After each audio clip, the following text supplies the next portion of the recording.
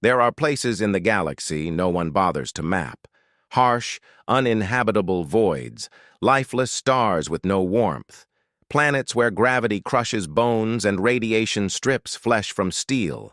No species settles there, not the Skell, not the Jari, not even the resource-hungry Krell Dominion. It's not that these systems are forbidden, they're simply irrelevant. Or so we believed, until we began to find the structures. It started as rumor, derelict outposts discovered by scavengers, half-buried installations on volcanic moons, terraforming equipment still humming faintly in the dark, habitats sealed tight, power cells still functioning after decades, no signs of life, no known markings, and no records in any conquered archives.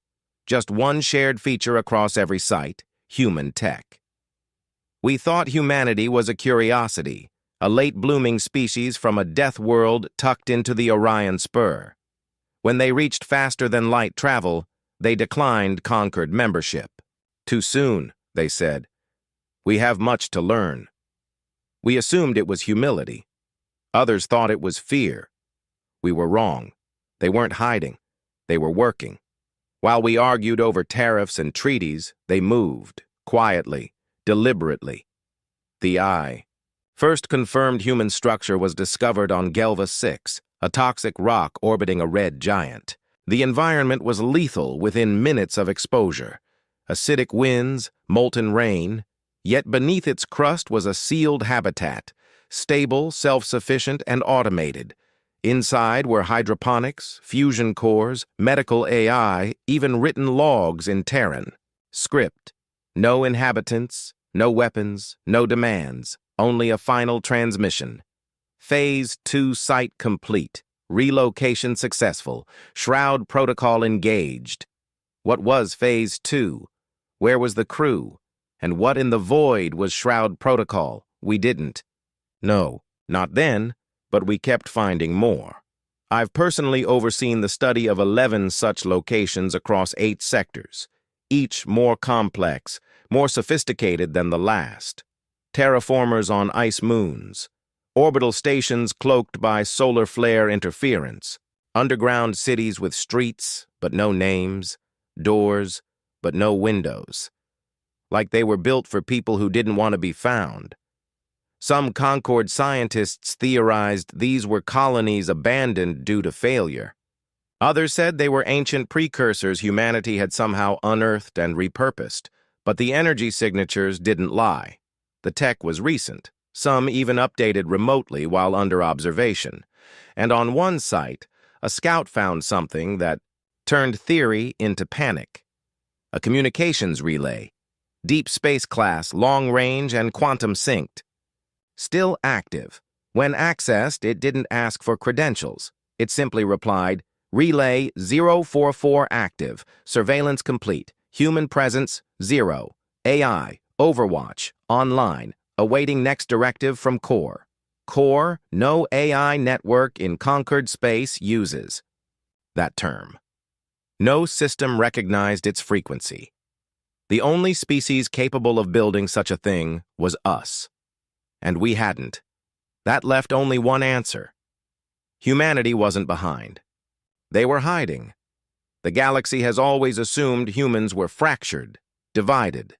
Earth, Mars, Luna, and the Belt colonies, all bickering over ideology and borders. That was the illusion. Because as we reviewed human tech logs, extracted painfully from the ruins, we found a pattern. A date system. Matching across dozens of sites, centralized, coordinated, global. Somehow, without conquered oversight, without fanfare, without a single fleet showing their banners, they had colonized over 200 fringe systems. 200 and not. Just landed, engineered, built, fortified, outposts capable of manufacturing drones, monitoring nearby warp lanes, mining rare elements, and maintaining life in complete isolation. Why? Why not announce themselves? Why not claim territory? Why act like ghosts? I asked a retired human captain once over diplomatic tea on a neutral world. She smiled politely and said, "We don't like being watched while we work. That answer has haunted me ever since. There is a phrase I've come to associate with humanity: the quiet expansion. It's not official. They'd never call it that. But it fits. While the galaxy looked inward, drafting treaties, forming councils, waging petty wars, humans looked outward. They took the worst places imaginable and made them livable. Then they kept going. Their outposts didn't need supply. Chains. They produced their own oxygen, food, and power. They didn't transmit requests. They were built to survive, cut off from everything. It wasn't colonization, it was preparation. Some in the Concord still believe these are isolated efforts. Outliers. Rogue missions from corporate factions or Terran defense contractors. But those who've seen the patterns know better. Each site has a redundancy plan, a fallback, a beacon to the next, a network spanning deep space anomalies, black hole clusters, and neutron star systems, places no sane species would go, places that would never be monitored, except humans went there, and now they watch us from the shadows. I've petitioned the Concord for action, not war, awareness. To understand that the species we once viewed as naive and primitive has built something vast and hidden it beneath our notice. The ambassador from Sol finally responded last cycle. They arrived alone, in an unarmed courier. Ship, no fanfare. They said 6 words. We're not hiding, we're observing. Then they left.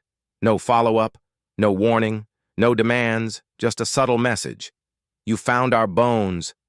You haven't seen our claws. Now, every time a Concord scout ship disappears, every time a system goes silent without reason, every time a station finds human tech where it shouldn't be, I remember that message. I remember the outposts. I remember how quiet they were, not because they were abandoned, but because they had already moved on. We once thought those settlements were ancient ruins, remnants of some failed attempt to expand. But they weren't. They were installations, preparations, and now I wonder how many are still watching, how many are still active, and how long humanity will choose to remain silent. The reports were fragmented, contradictory, and undeniable. Commander Vale of the Galactic Concord Intelligence Division sat in the dim glow of his holoscreen, fingers tracing the jagged edges of a recovered data log. The scout ship Dusk Prowler had barely made it back to conquered space, its hull scored with burns that didn't match any known weapon signature. The crew had been half mad, whispering about ships that moved like ghosts, slipping through the dark, without engine flares, without heat, without sound. And then there were the other reports. Outposts along the rim had begun experiencing disturbances, power grids flickering, security feeds glitching for exactly 47 seconds, always 47. And then the sightings. Tall, black-armored figures moving like shadows through maintenance corridors. No alarms triggered, no locks breached, just presence. And then silence. Vale exhaled, pulling up the latest incident. Outpost K7. A refueling station near the Tarkus belt. The station log showed a routine systems check, then a sudden, inexplicable drop in pressure in Sector D. When security arrived, they found the outer airlock open to the void, no forced entry, no life signs, just a single frozen handprint on the interior control panel, too large to be any known species. And then, the message.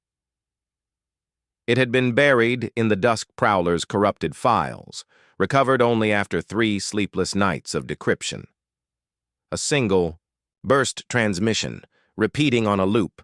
You are being observed. Vale's mandibles clenched. Observed. Not threatened, not attacked. Observed. That was the most unsettling part.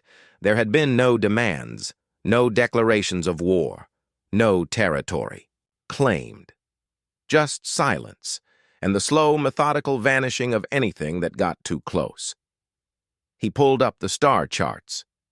The vanished systems formed a loose ring, like a noose slowly tightening around conquered space. And at the center of it all, a region long dismissed as an empty sector, sole a dead system, according to ancient records. A graveyard of a long-extinct species, but the Dusk Prowler's last coordinates before its desperate jump had been near there, and the scout captain's final delirious words haunted Vale. "They were waiting for us." A chime at his door broke his focus. Lieutenant Kess, her antennae twitching with unease, stepped in. "Sir, another outpost just went dark. Relay station Gamma 12. No distress call, no debris, just gone." Vale didn't respond immediately. His eyes flicked back to the star. Map, to the growing void where conquered influence was being quietly erased. "They're not invading," he murmured. Kess hesitated. "Sir? They're not here for conquest. They're not here for war." He tapped the hollow screen, pulling up the frozen image of the black-armored figure caught on a half-deleted security feed. "They're here to watch." And then, the B. Realization settled like ice in his veins. The Concord had always believed itself the dominant power in the galaxy. But now, something older, something infinitely more patient, had turned its gaze upon them, and it did not like what it saw. The AE.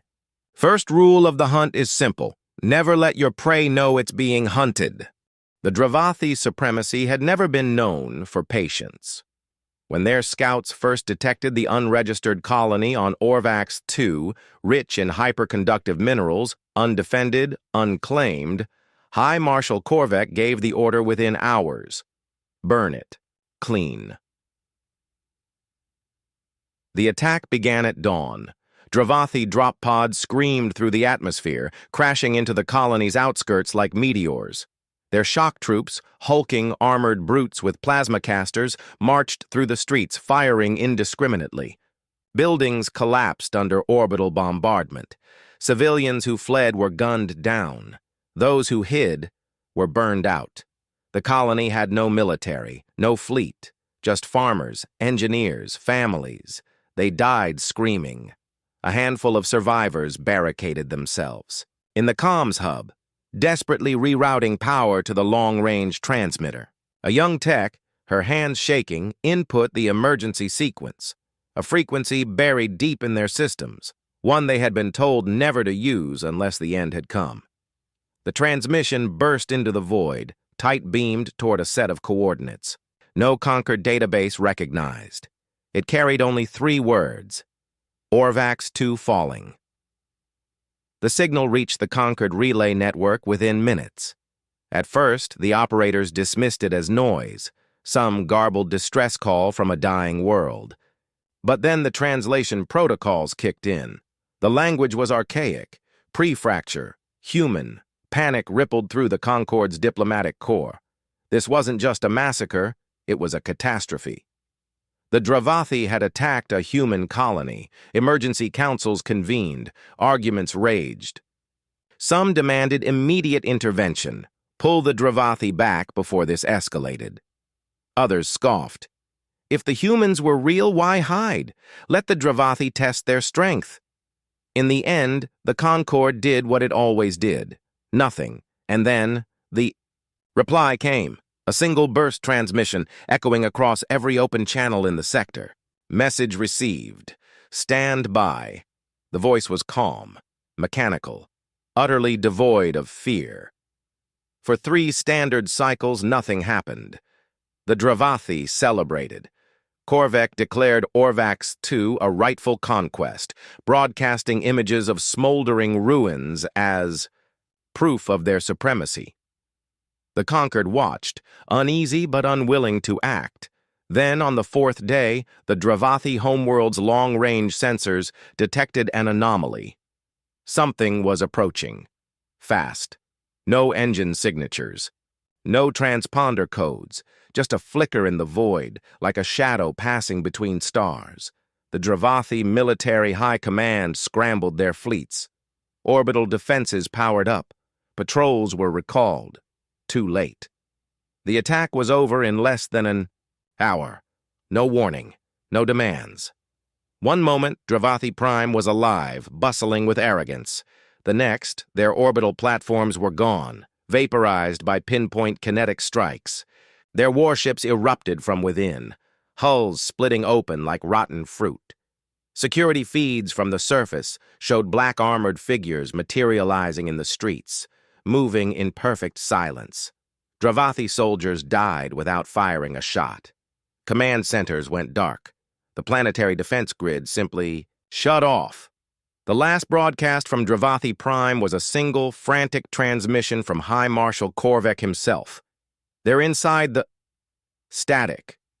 Then, a new voice, justice delivered. And with that, the Dravathi supremacy ceased to exist. Third, aftermath.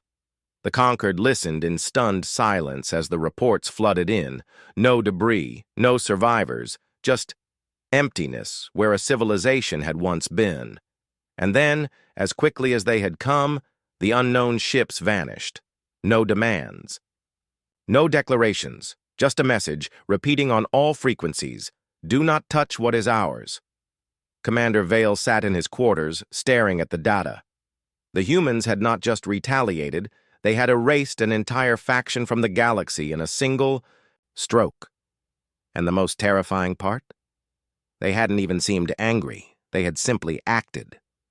That was the last message anyone heard from the Dravathi homeworld. And as the rest of the galaxy held its breath, one truth became undeniable. The age of silence was over. Humanity had spoken, and the stars listened. Senator Vereen of the conquered High Council had once laughed at the idea of humanity's return. Ghost stories, she had called them. A dead civilization clutching at relevance. Now, as the reports flooded in, entire Dravathi fleets vanishing, colonies going dark, shipyards collapsing into silent ruin, she realized her mistake. Humanity was not dead. It had been waiting. It began with the shipyards, the Dravathi supremacy's pride, their orbital foundries where warships were birthed by the dozen, were the first to die. No warning, no declaration of war. One moment, the great metal rings of Karxis Station hummed with industry. The next, their structural integrity fields failed. Hull plates buckled, support beams snapped like twigs. The station folded inward, thousands of workers crushed instantly in the silent embrace of collapsing steel. The same happened at Vorlak Depot, at the twin dry docks of Zell's Reach. No explosions, no radiation, just implosions, as if something had reached out and squeezed. While the Concord scrambled to understand the scale of the disaster, the second phase began. Leadership fell. High Marshal Korvek was found in his bunker, his body intact, his skull hollowed out by a single precise burn through the forehead. His guards still stood at their posts, weapons holstered, unaware they had been dead for hours.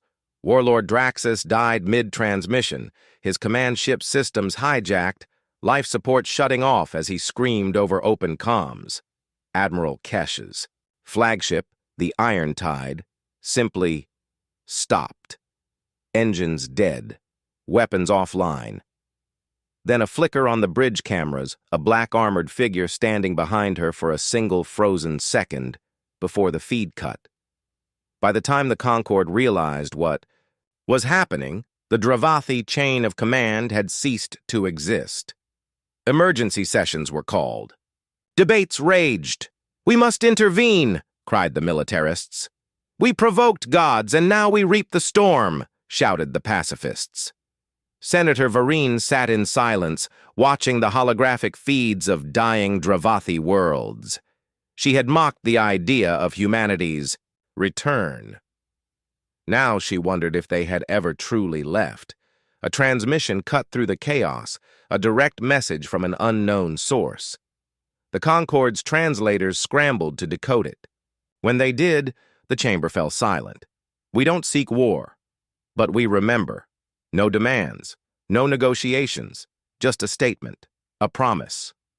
In the aftermath, The Concorde's arrogance shattered like glass. Senator Varine stood before the High Council, her voice hollow. We thought them extinct. We thought them weak. But they were never gone. She pulled up the star charts, highlighting the systems humanity had once held. They didn't fade into the dark. They became it. They never wanted a seat at our table. They were building their own. And as the last Dravathi outpost fell silent, the galaxy learned the true cost of humanity's patience. They had not forgotten, and they never forgave. The ship arrived without fanfare. No escort. No warning.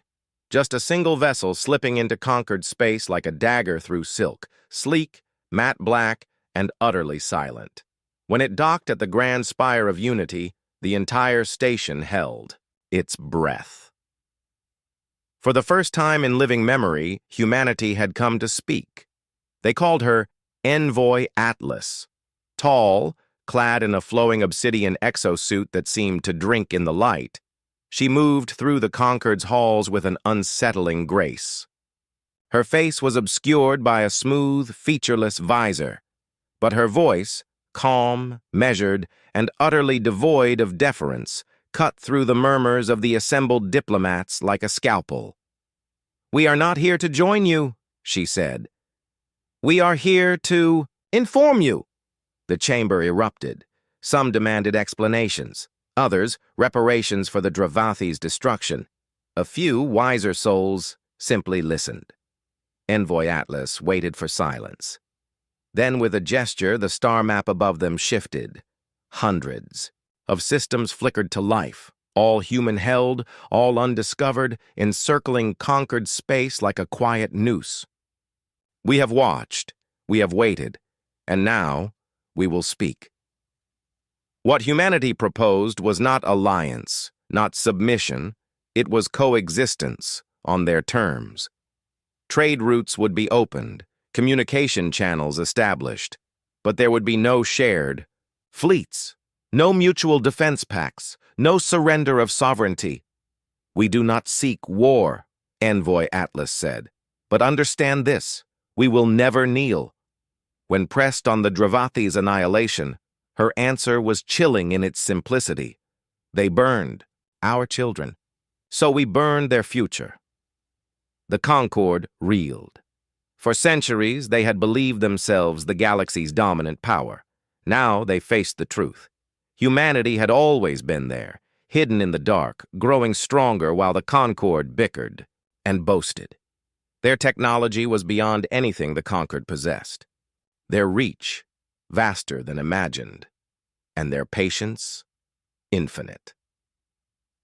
Later, in the quiet of the observation deck, junior diplomat Talon of the Vesper Dominion stared out at the stars. They had been taught that humanity was a relic, a cautionary tale, of a species that overreached and collapsed. But now, standing in the shadow of their envoy, Talon understood the terrible truth. "We mistook their quiet for absence," they whispered, "their restraint for weakness." The black ship of Envoy Atlas hung in the void, silent and unassailable. But now we understand. They were never behind. A pause, a shuddering breath. They were ahead of us all. And as the first human vessel departed, leaving the Concorde to its reckoning, the galaxy trembled, not at the roar of a conqueror, but at the whisper of an empire that had already won.